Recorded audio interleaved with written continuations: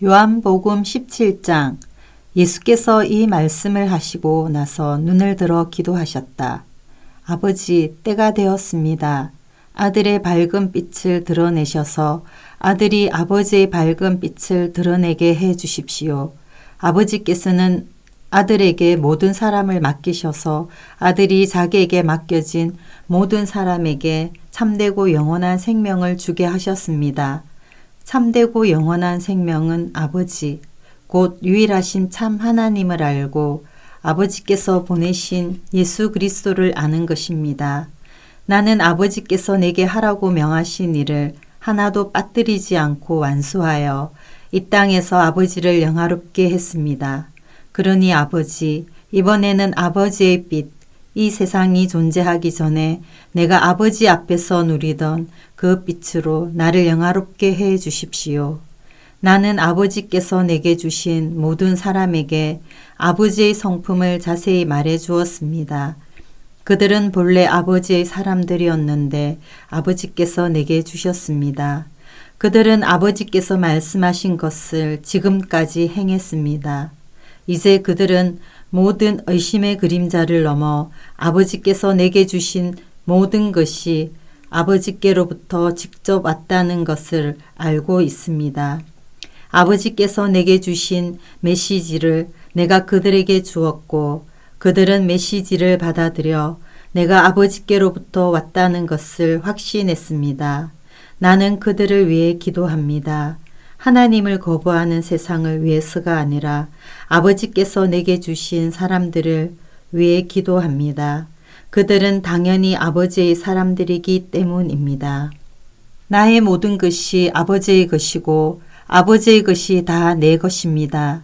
그리고 내 생명이 그들 안에서 드러나고 있습니다. 나는 더 이상 세상의 모습을 드러내지 않을 것입니다. 그러나 내가 아버지께 돌아가도 그들은 이 세상에 머물러 있을 것입니다.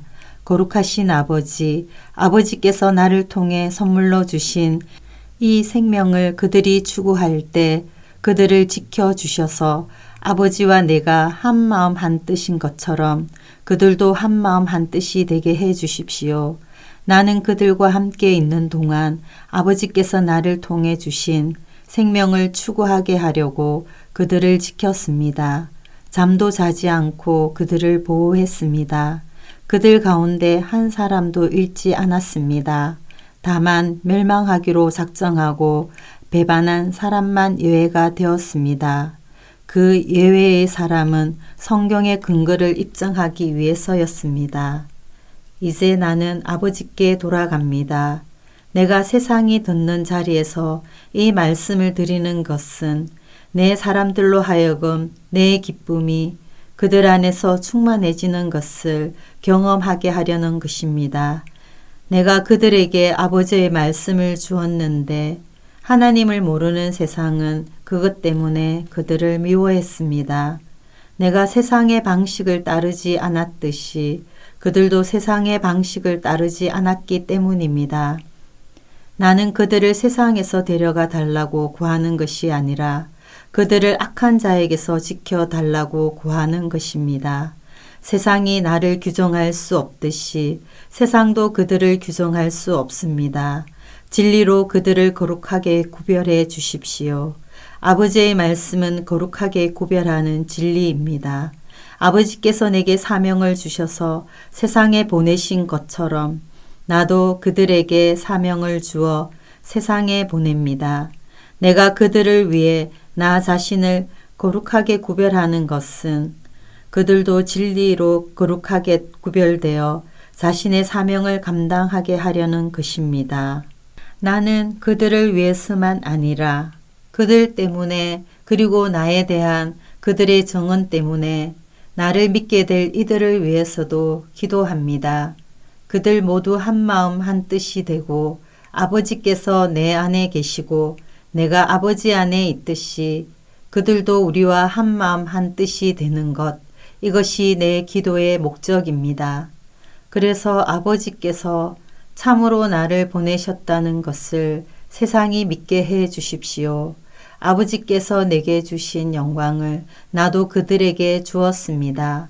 이는 내가 그들 안에 있고 아버지께서 내 안에 계시듯이 그들도 우리처럼 하나가 되어 함께하게 하려는 것입니다.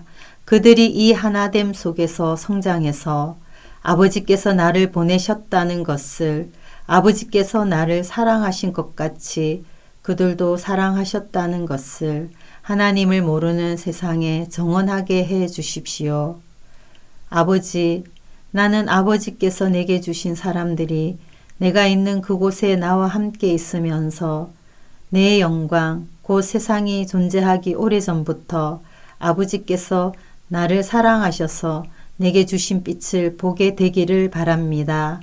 의로우신 아버지, 세상은 아버지를 알지 못했지만 나는 아버지를 알았고 이 제자들도 아버지께서 내게 이 사명을 맡겨서 보내신 것을 알고 있습니다. 나는 아버지의 존재를, 아버지께서 어떤 분이시고 무슨 일을 하시는지를 그들에게 알렸고 계속해서 알려주겠습니다.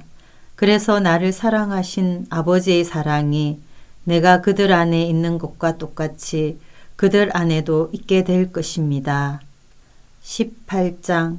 예수께서 이렇게 기도하시고 나서 제자들과 함께 기드론 시내 건너편으로 가셨다. 거기에 동산이 하나 있었다. 예수께서 제자들과 함께 그 안으로 들어가셨다.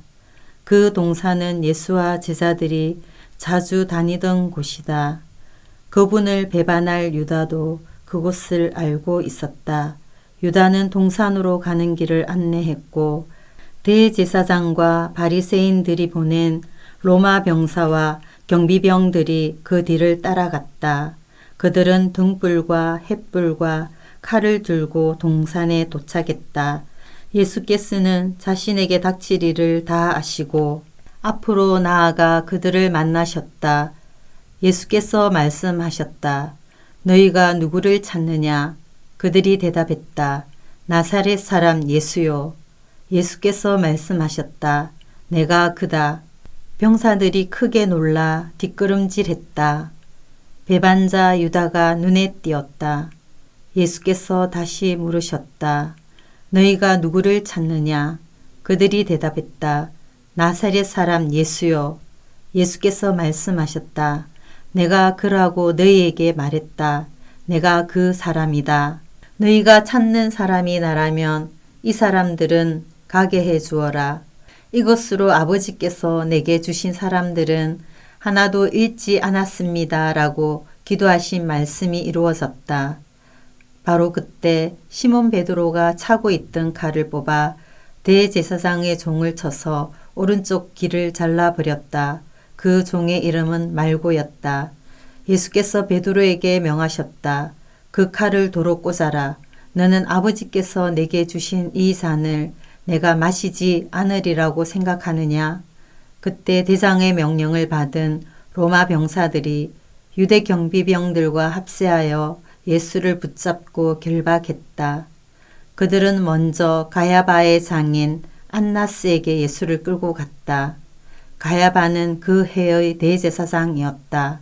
그는 한 사람이 백성을 위해 죽는 것이 낫다고 유대인들에게 충고했던 자다. 시몬 베드로와 또 다른 제자가 예수를 뒤따라 갔다. 그 다른 제자는 대제사장과 아는 사이여서 예수를 따라 대제사장의 집 안뜰에 들어갈 수 있었다. 베드로는 밖에 머물러 있어야 했다. 곧 다른 제자가 나와서 문지기에게 말하고 베드로를 데리고 들어갔다. 문을 지키던 젊은 여자가 베드로에게 말했다. 당신도 저 사람의 제자 가운데 하나가 아닌가요? 베드로가 말했다. 나는 아니요. 날이 추워 종들과 경비병들이 불을 피워놓고 그 주위에 모여서 불을 쬐고 있었다. 베드로도 그들과 함께 서서 불을 쬐었다. 안나스가 예수의 제자들과 가르침에 대해 그분을 신문했다. 예수께서 대답하셨다. 나는 드러내놓고 말했다. 나는 언제나 유대인들이 모두 모이는 회당과 성전에서 가르쳤다. 나는 모든 것을 공개적으로 했다. 엄밀히 말한 것은 하나도 없었다. 그런데 너희는 왜 나를 업모자 대하듯 하느냐? 내 말을 들은 사람들에게 물어보아라. 내가 무슨 말을 했는지 그들이 잘 안다. 나는 모든 것을 숨김없이 가르쳤다. 예수께서 이렇게 말씀하시자 그 자리에 서 있던 경비병 하나가 예수의 뺨을 때리며 말했다. 어떻게 내가 대제사장에게 그런 식으로 말하느냐? 예수께서 대답하셨다. 내가 잘못 말한 것이 있다면 정글을 대보아라. 그러나 내가 사실 그대로 말했다면 어찌하여 때리느냐? 그러자 안나스는 예수를 결박한 채로 대제사장 가야바에게 보냈다. 그동안 시몬 베드로는 뒤로 물러나 불가에서 불을 쬐고 있었다.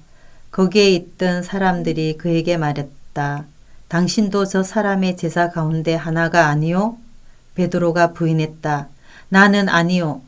대제사장의 종 가운데 한 사람으로 베드로에게 길을 잘린 사람의 친척이 말했다. 당신이 동산에서 저 사람과 함께 있는 것을 내가 본 것 같은데. 베드로가 다시 한번 부인했다. 바로 그때 수탉이 울었다. 사람들이 예수를 가야바에게서 로마 총독의 간조로 끌고 갔다. 때는 이른 아침이었다. 그들은 유월절 음식을 먹을 자격을 잃고 싶지 않아서 총독 간조로는 들어가지 않았다. 그래서 빌라도가 그들에게 나와서 말했다. 무슨 죄로 이 사람을 고발하는 것이오? 그들이 말했다. 이 사람이 악행을 저지르지 않았다면 우리가 여기까지 와서 총독님을 귀찮게 하겠습니까? 빌라도가 말했다. 그를 데려가서 여러분의 법대로 재판하시오. 유대인들이 말했다. 우리는 사람을 죽일 권한이 없습니다. 이것으로 예수께서 어떻게 죽으실 것인지 가리켜 하신 말씀이 입증되었다. 빌라도가 다시 간조로 들어가 예수를 불러냈다. 내가 유대인의 왕이냐? 예수께서 대답하셨다. 그 말은 너 스스로 한 말이냐? 아니면 다른 사람들이 나에 대해서 내게 한 말이냐? 빌라도가 말했다. 내가 유대인처럼 보이느냐? 내 동족과 대제사장들이 너를 나한테 넘겼다. 내가 무슨 일을 했느냐? 예수께서 말씀하셨다. 내 나라는 눈에 보이는 것들로 이루어지지 않는다. 만일 그랬다면 나를 따르는 사람들이 싸워서 내가 유대인들의 손에 넘어가지 않게 했을 것이다. 그러나 나는 그런 왕이 아니다. 나는 세상이 생각하는 그런 왕이 아니다. 그러자 빌라도가 말했다. 그래서 내가 왕이냐 아니냐? 예수께서 대답하셨다. 내가 사실을 말했다. 나는 왕이다. 나는 진리를 정언하려고 이 세상에 왔다. 누구든지 진리의 마음이 있는 사람, 조금이라도 진리에 관심을 갖는 사람은 내 음성을 알아듣는다. 빌라도가 말했다. 진리가 무엇이냐? 빌라도가 이 말을 한 다음 다시 유대인들에게 나가서 말했다. 나는 이 사람에게서 아무 잘못도 찾지 못하겠소. 유월절에는 내가 제수 한 명을 사면해 주는 관례가 있소. 내가 유대인의 왕이라는 이 자를 놓아주면 어떻겠소? 그들이 다시 외쳤다. 이 자가 아니라 바라바를 놓아주시오. 바라바는 로마 체제에 저항한 유대인이었다. 아멘.